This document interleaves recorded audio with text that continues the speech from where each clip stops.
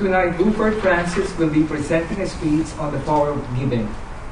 Giving is a person's personal journey embarked on by all of us at one time or another.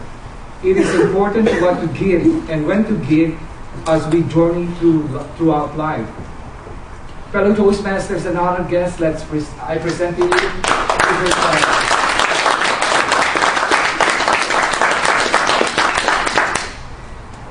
Toastmaster, fellow Toastmasters, friends, children. The power of giving. Well, you know, I want to thank the previous speakers, especially those who mentioned service and who mentioned Memorial Day, because this is a great day, not only for people who have served, but for people who understand the power of giving. I'm not going to scream at you like my good friend Richard, because I can't scream that loud, right, Richard? And I have bad knees, so I may fall down. I have you on both sides, Richard. But I want to remind you of what Khalil Gibran, the Middle Eastern American poet, says. It's only when you give of yourself that you truly give. You have to give of yourself. This evening, I am going to remind us of what I believe giving is and who I believe are good givers. First of all, giving suggests to us philanthropy. Giving, taking something and giving to others. We should all try to do that, because as the good book says, it is better to give than to receive. And it's only in giving that you will receive. I recall I was sitting down in watching television one evening, and a preacher looked me straight in the eye and said, if you want to multiply, you better give $1,000. Ladies and gentlemen, consternation hit me, because the man looked at me through that screen. I did not have $1,000. And I said to myself, what am I going to do? I want to benefit. All of you will become millionaires if you give $1,000. I'm here to tell you that I picked up that phone and I called in and I gave my $1,000. And after 12 months, they wanted to take more than the 1,000. I said, it was $1,000. But I will tell you this, that after I gave it, I had a sick feeling in my stomach. I thought I was crazy having given. I haven't told anybody except you, so if you repeat it, I'm going to say you're lying. But I will say this, that after having given that $1,000, my pockets have never, ever been empty. Never. I promise you not. I kid you not. Okay, so that's the first thing. The second thing I want to make you understand is that giving is not just giving. You have to formulate this strength within you. And there are great philanthropists in this very country. Some of the past, if you recall, Dale Carnegie was a great philanthropist. All the money that he made up to when he was 50 years old, he gave it away until his death. And he was the inspirer of the book, How to Win Friends and Influence People. Ladies and gentlemen, I am telling you, he was one of my first mentors in giving.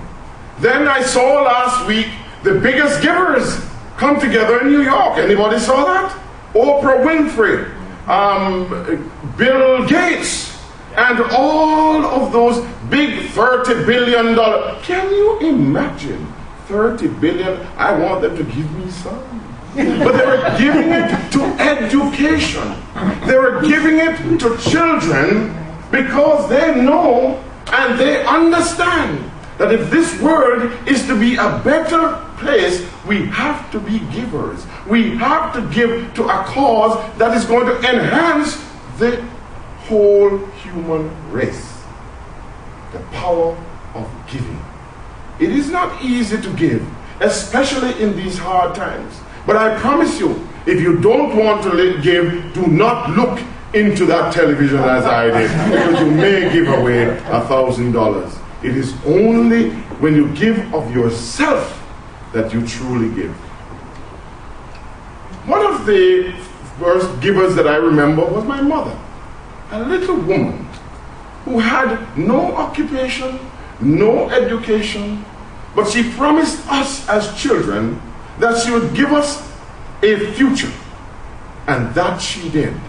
So last week, when she was spending time with me at my home, I was very happy to see her, but very sad to see that someone who had given so much had returned almost to that baby stage. It brought tears to my eyes that a giver is no longer able to give us too much substance, but she's still giving of herself.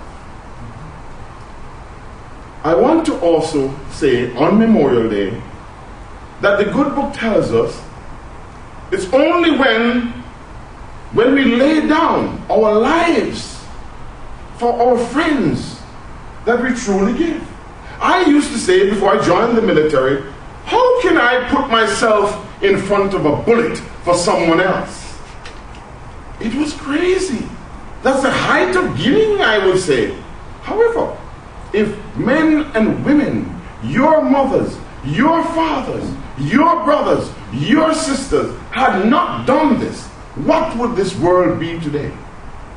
I hold Abraham Lincoln, one of my greatest heroes.